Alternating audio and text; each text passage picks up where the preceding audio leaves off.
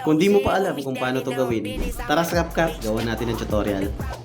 First clip, tumalon tayo na parang nabuang ganyan.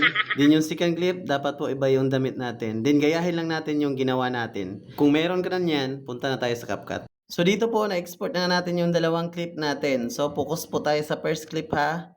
Dito mga lods, need natin ng timing kung saan po tayo tumalon. Yan. Then yung paa natin nasa sahig na. Split po natin dyan mga lods. Then pagkatapos po yung sobra, ibasura na po natin yan. Then dito sa second clip, ganun pa rin mga lods. Kung ano yung posisyon natin, yung pagtalon natin, then yung paa nasa sahig na, ganyan. Split natin dyan. Click yung split. Then yung unahan, i-delete na natin yan. Then dito mga lods, play lang natin konti kung goods na ba.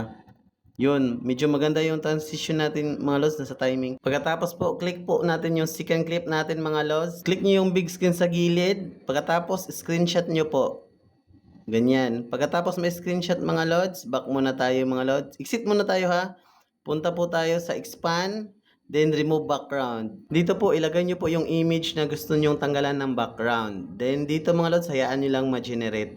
Then pag gusto yung green mga lods, click yung export, then done. Then piliin natin yung latest project natin mga lods. Then add overlay na tayo kaagad. Kita nyo tong overlay sa baba. Click nyo po ito.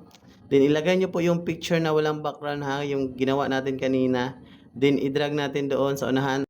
Yun.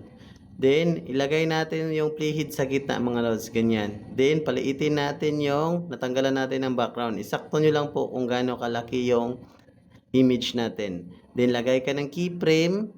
Then back ka muna mga lods. Pag pumuti na po yan, i-timing nyo po sa naka-gray ha, yung tumalon na po ako, ganyan.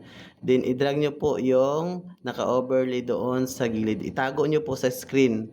Pagkatapos po, punta po kayo sa dulo na keyframe. Itapat nyo po yung playhead. Pagkatapos po, split nyo po dyan. Then i-delete na po yung sobra. Then dito mga lods, play natin konti kung nasa goods na ba. So, goods na yan mga lods. So, kayo na lang magdagdag kung ano yung ilalagay nyo ng mga effects mga lods. Then, kita nyo itong 180p. I-click nyo po ito, then i-high resolution, i-export. So, sana po nakatulong, lalo na po yung nagsisimula pa lamang sa CapCut. Then, play na natin to. Chosen when we standing on business. I'm a big stepper.